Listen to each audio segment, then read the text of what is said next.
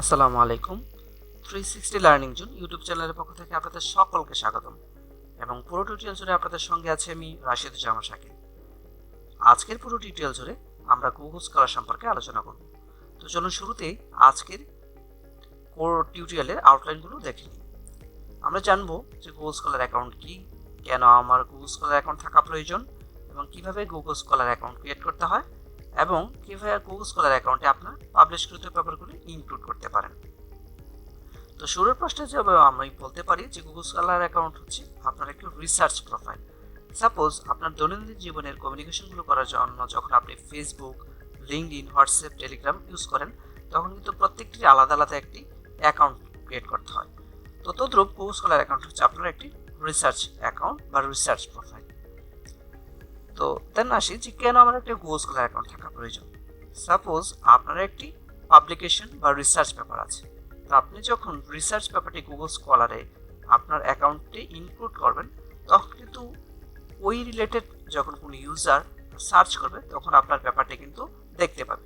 But আপনি যদি আপনার গুগল স্কলার অ্যাকাউন্টে সেটি ইনক্লুড না করেন তখন কিন্তু আপনার অ্যাকাউন্টটি গুগল স্কলারে খুঁজে পাওয়া যাবে না।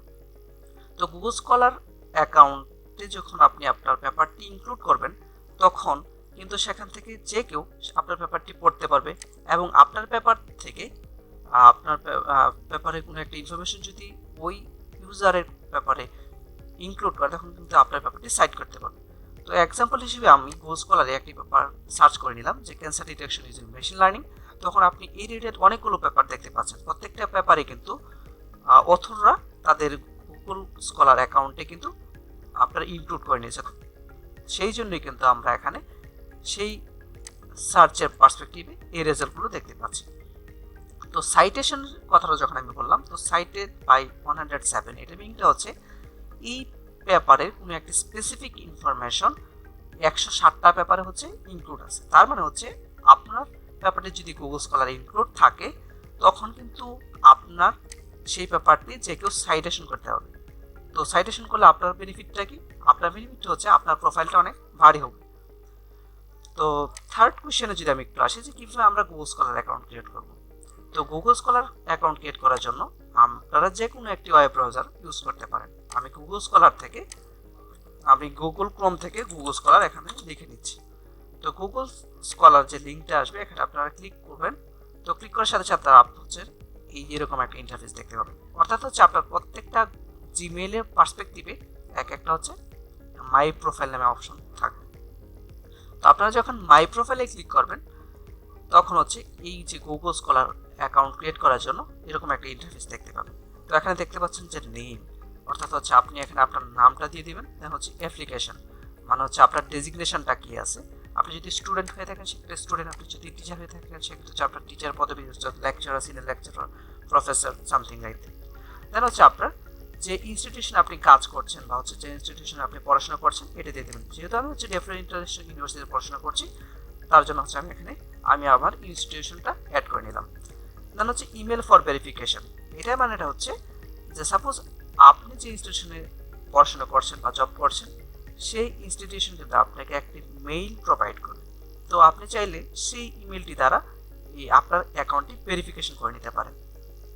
দেন হচ্ছে এরিয়া অফ ইন্টারেস্ট, মানে হচ্ছে যে আপনি কোন রিসার্চ এরিয়াতে কাজ করতে ইন্টারেস্ট বা হচ্ছে আপনি কাজ করছেন। আমি যেহেতু মেশিন লার্নিং, ডিপ লার্নিং এবং হচ্ছে কম্পিউটার ভিশনে কাজ করি সেই জন্য হচ্ছে আমি প্রত্যেকটা পোর্শন হচ্ছে কমা দিয়ে ইনক্লুড করে নিলাম।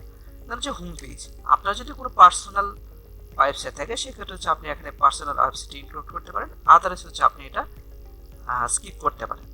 দেন সবগুলো ইনফরমেশন দেওয়ার পর আপনি এখানে নেক্সট বাটনে ক্লিক করতে পারেন। নেক্সট বাটনে ক্লিক করার পর এখানে এরকম একটা সার্চ বার দেখতে পাবেন।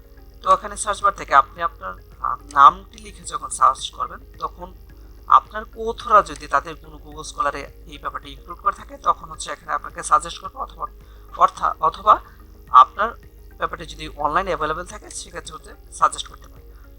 তো যেহেতু হচ্ছে আমার কোথরা হচ্ছে তাদের গুগল স্কলার অ্যাকাউন্টে ব্যাপারটি ইনক্লুড করে দিয়েছে, তো তার জন্য হচ্ছে আমার এখানে সাজেস্ট করতেছে।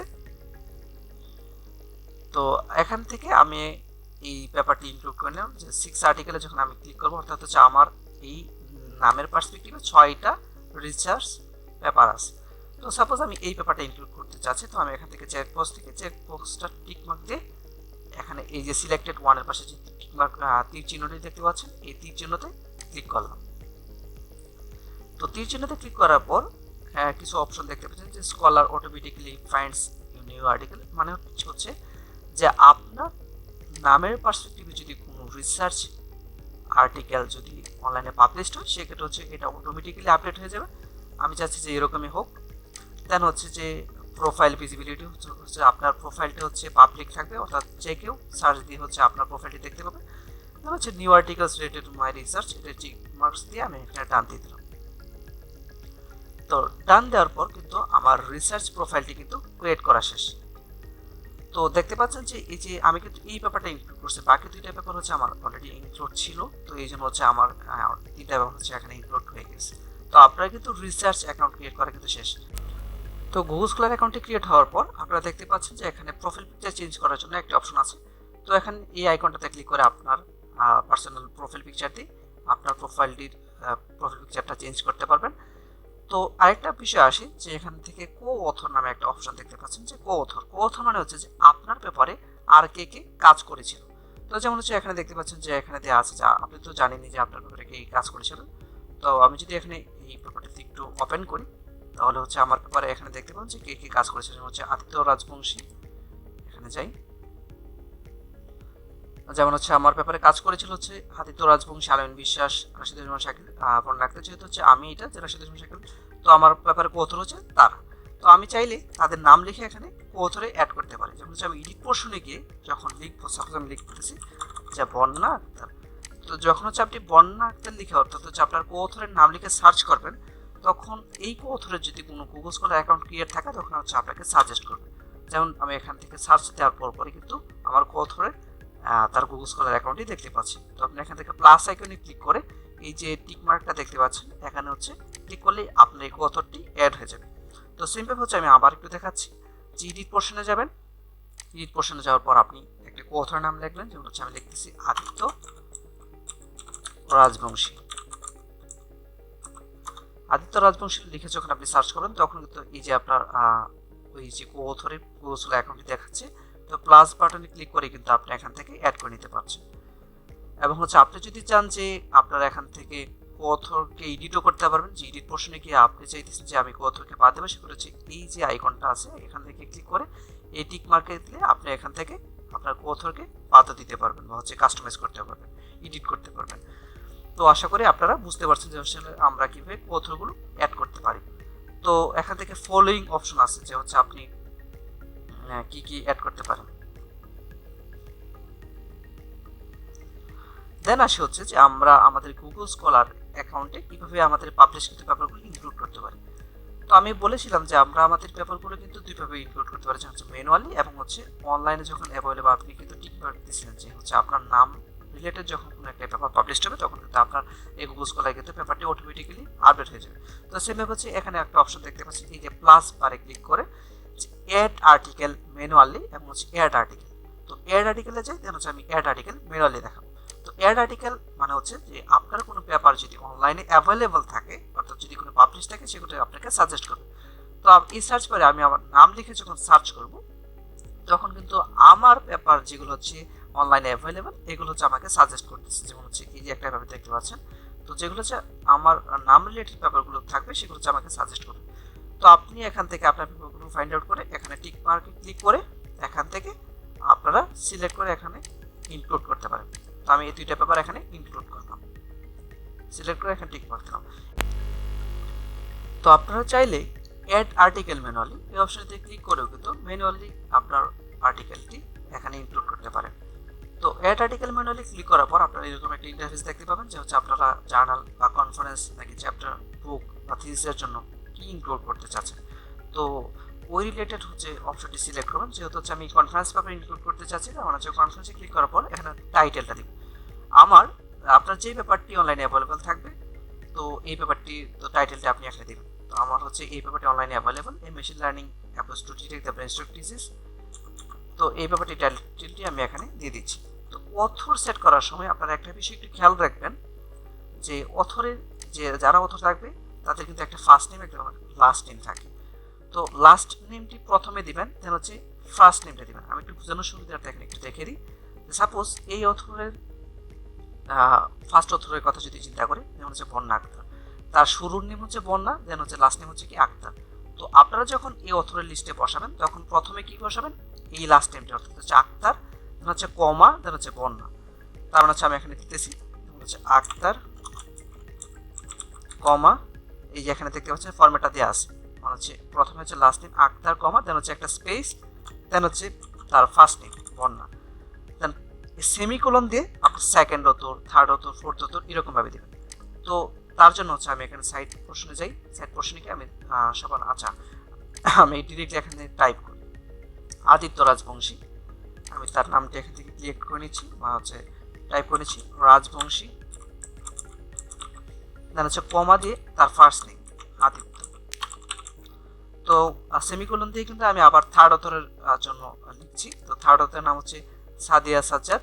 তার জন্য আমি প্রথমে কি লিখবো, সাজ্জাদ, দেন হচ্ছে কমা সাদিয়া, সেমিকোলন দিয়ে হচ্ছে আমি ফোর্থ অথরের জন্য লিখবো। তো ফোর্থ অথর কি ছিল, ফোর্থ অথর হচ্ছে আমি ছিলাম। তো তার জন্য আমি আমার লাস্ট নেম শাকিল, হচ্ছে কমা রাশিদুজ্জামান, দেন হচ্ছে সেমিকোলন দিয়ে আমি লিখবো হচ্ছে দেন আরেকটা অথরের নাম হচ্ছে বিশ্বাস, দেন হচ্ছে জাহানু।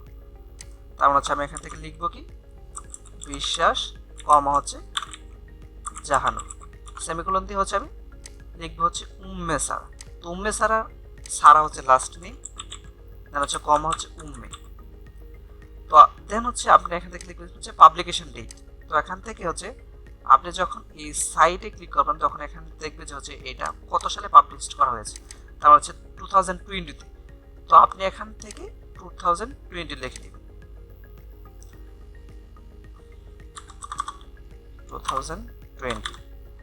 তাহলে হচ্ছে কনফারেন্স, তো আপনি কোন কনফারেন্সের পেপারটি পাবলিশ করেছেন। তো আমার কনফারেন্সের নামটা হচ্ছে কি এখানে fourth international conference on smart system and initiative technology. আমি এখান থেকে এটা কপি করে নিচ্ছি, এখানে এই কনফারেন্সের জায়গায় এখানে পেস্ট করছি। তো ভলিউম ইস্যু, এখানে সাইড পোর্শন থেকে যদি আপনি দেখেন যে ভলিউম ইস্যু যদি দেওয়া থাকে তখন হচ্ছে এইগুলো হচ্ছে আপনি এখান থেকে ইনক্লুড করতে পারেন। হচ্ছে পেজ, তো এখান থেকে কিন্তু দেখতে পাচ্ছেন যে পেজ, এই যে পিপি মানে হচ্ছে পেজ।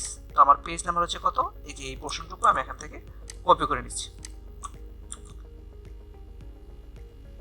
তো আমার কিন্তু কাজ শেষ। তো এখন আমি যদি এখান থেকে টিক মার্কে ক্লিক করি তার মানে হচ্ছে আমার এই ব্যাপারটা হচ্ছে এখানে ইনক্লুড হয়ে যাবে। এই যে দেখতে পাচ্ছেন যে a machine learning approach to detect brain stroke disease, এই ব্যাপারটি কিন্তু আমার এখানে ইনক্লুড করা হয়ে গেছে। আশা করি আপনারা এই পেপার ইনক্লুডের ব্যাপারটি বুঝতে পেরেছেন। এবং আপনারা কিন্তু এড আর্টিকেল মেনু থেকে একটা জার্নাল পেপারে কিন্তু এই কনফারেন্স পেপারের মতোই অ্যাড করতে পারেন। তো আমি এখানে যখন জার্নাল পেপারটা অ্যাড করবেন তখন টাইটেলটা দিবেন, যেমন হচ্ছে আমি আপনাদের বুঝতে সুবিধার্থে একটা জার্নাল পেপার ওপেন করে নিয়েছি। তো এখান থেকে টাইটেলটা সিলেক্ট করে এখানে টাইটেলটা পেস্ট করবেন। হচ্ছে অথরের নামটা আমি আগের মতো বলে দিয়েছিলাম যে প্রথম হচ্ছে অথরের লাস্ট নেম, দেন হচ্ছে কমা দিয়ে অথরের ফার্স্ট নেম, দেন হচ্ছে একটা সেমিকোলন দিয়ে পরবর্তী অথরগুলোর নামগুলো বসবে। তো পাবলিকেশন ডেট, তো পাবলিকেশন ডেটগুলো হচ্ছে আপনারা দেখতে পাবেন উপরের দিকে দেওয়া থাকে। তো বেসিক্যালি হচ্ছে 2022-তে। তো আপনারা এখান থেকে 2020-তে এই পাবলিকেশন ডেটটা দিয়ে দিবেন। তাহলে হচ্ছে জার্নাল, অর্থাৎ হচ্ছে আপনি কোন জার্নালে পেপারটা পাবলিশ করেছেন। যেমন এই জার্নালের নাম হচ্ছে ডাটা ইন ব্রিফ। তো আপনি এখান থেকে ডাটা ইন ব্রিফ লিখে নেবেন। হচ্ছে ভলিউম, তো ভলিউমটা এখানে দেখেন যে ভলিউম হচ্ছে 43। তো আপনি এখান থেকে যা শুধু হচ্ছে 43 অ্যাড করে নেবেন, এখান থেকে 43 অ্যাড করে নেবেন। দেন হচ্ছে ইস্যু, তো ইস্যু যদি থাকে সেক্ষেত্রে হচ্ছে ইস্যুটা অ্যাড করবেন। এবং হচ্ছে পেজ নাম্বার, তো এখান থেকে হচ্ছে পেজ নাম্বার হচ্ছে এইটুকু পোর্শন, অর্থাৎ এই পোর্শনটুকু এখান থেকে কপি করে এখানে বসিয়ে দেবেন। হচ্ছে পাবলিশার, পাবলিশার মানে হচ্ছে এই এলসপিআর হচ্ছে পাবলিশার।